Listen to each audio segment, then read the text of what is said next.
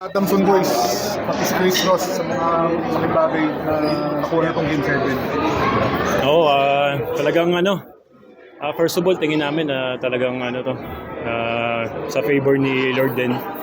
Kaya nagkaganon. Tapos talagang pinag-usapan namin na talaga namin magpatalo. So, yung bandang huli, makikita naman natin talaga kahit pagod na. Wala nang sab-sab kasi gusto na talaga namin kunin. So nung nabigyan kami ng pagkakataon, thank God, nagtuloy-tuloy na. So yun. Kaya siguro parang ready lang kasi, di ba, nag-step up naman din yung mga kasama namin. So collective effort talaga din.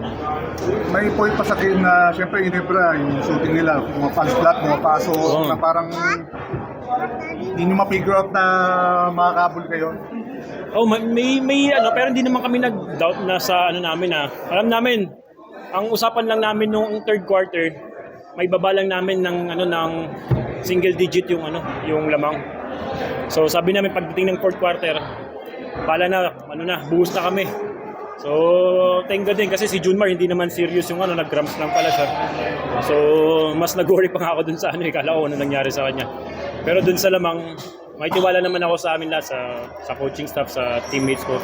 Alam namin kaya naman namin. Capable kami na humabol kasi may mga ilang games na, di ba, natambakan din kami pero nakahabol din kami. So, yun siguro. Sorry.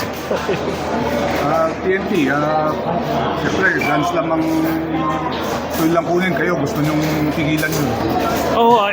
Excited kami sa sa laban na to kasi pares kami may pinaglalaban yung sa kanila gusto nila maka-Grand Slam.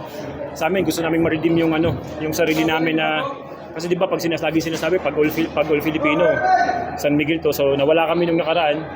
So gusto namin i-redeem yung sarili namin.